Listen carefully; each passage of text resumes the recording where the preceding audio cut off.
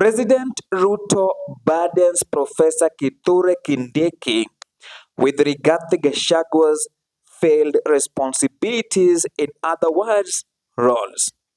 Why do I say this? This is a responsibility that Professor Kindiki is expected by many Kenyans to be a good deputy president, unlike what some Kenyans believe that Rigathi Gachagua could not do. And I'm going to support my argument.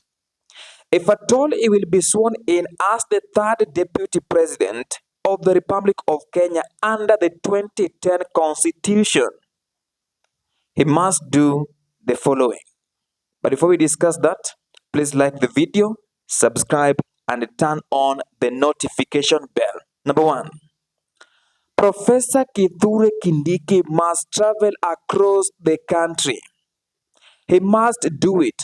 Unlike Rigathi Gachagua, who was accused of camping in Mount Kenya region and some few parts of Rift Valley, he must travel across the country. The big question that remains, what will he be doing at the time that he will be traveling across the country? Number one, William Ruto, the President of the Republic of Kenya, must allow him to launch government projects so that Kenyans can feel that Professor Kindiki is being assigned responsibilities by the president because he is the principal assistant to the president. I'm only talking about of a possibility that he will be sworn in as the third deputy president. He must be in a position during that time that he will be traveling across the country to spread the good news about Ruto's government. Even William Ruto, the head of state himself, has said it before. There is poor communication between the public and other state departments. Then the people of Kenya cannot understand what the government is doing. That is why even the Finance Bill 2024 was defeated because Kenyans could not understand what the government is doing. And Kenyans are also expecting that Professor Kindiki will not behave like Rigathi Gachagua. Remember, Rigathi Gachagua's close allies even said finance bill chini. So we are not expecting to see his allies to do the same. When he will be traveling across the country, when they get opportunity, they should not spread bad news about the government. Number two, he must be in a position to promote national unity. Unlike Rigathi Gachagua, who was accused of uniting Mount Kenya region only. Some Kenyans felt that the impeached deputy president, that is Rigathi Gachagua, was not promoting national unity. And why do I say this? The presidency and the president himself being deputized by his deputy, it is the symbol of national unity. This is a burden that many Kenyans are expecting to see Professor Kindiki if he can perform. How can he do that? It is very simple. Professor Kindiki must organize or attend church services across the country. And also, those people who are not Christians, he can also organize how he can meet them and speak the language of unity, not division, not the words of shares. Because this is a burden, because people are believing that this seat of deputy president, it is like it is cast. And there are only two people who have occupied that particular seat. That is the president and the impeached deputy president. So if at all he becomes the deputy president, then he must be in a position to promote national unity. He must speak peace and act peace. That is the reality on the ground. That is a burden that William Ruto, the head of state, has placed on his shoulders. Number three, he must be loyal to President William Samoei Arap Ruto. There is no doubt about that. He must be loyal. And why do I say this? He must not be in a position to expose government secrets, especially some of the information or any agenda that the cabinet will be discussing or discussed in the past. He must not do that because this is one of the grounds that Rigathi Gachagua was impeached on. And remember, I left something on promoting national unity. It must not mislead the people of Kenya. Let's come back to being loyal to President William Ruto. He must not be in a position to attack any security agency in the Republic of Kenya, like NIS, DCI. He must not undermine the President of the Republic of Kenya. It is a big test to Professor Kithure Kindiki.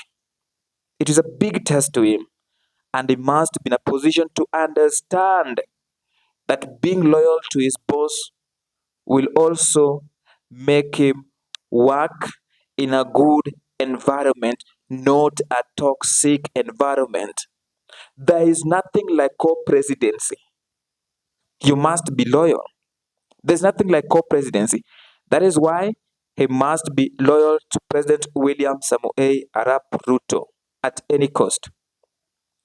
And many people also believe that he was supposed to be the deputy president, the running mate of William Ruto in 2022, and he was not given that opportunity because President Ruto decided to take the impeached deputy president Rigathi Gachagua. Number 4, and this is one of the best things that Professor Kithure Kindiki must do. He must do it, but it is also a burden. He must make positive relationship with members of parliament and senators. That is one thing that will help him. Why do you think Rigathi Gachagua was impeached easily? There was no numbers to save him. He had people like Akuya, he had people like Majadong, people like Karumo Tangwa, Senator Methu. He had no numbers in both the houses. There was no numbers to save Rigathi Gachagua. So he must do it because even these numbers, that is why he was elected by 236 members of parliament who voted for him to become the deputy president. He must maintain that positive relationship with those members of parliament, and that is a burden. He should not talk. Bad about them. Remember how members of parliament became hostile in the National Assembly. How some of them accused the impeached deputy president of attacking women. Number 2, some of them accused the impeached deputy president Rigathi Gachagua of even denying William Samoei Arap Ruto an opportunity to spend more time in Nyanza. That was the member of parliament for Suba, that is Karoli Omondi. He must be in a position to maintain good relationship with these members of parliament. Otherwise, kikiumana katajipata kametupwa nje. That is the reality on the ground. Let us not lie.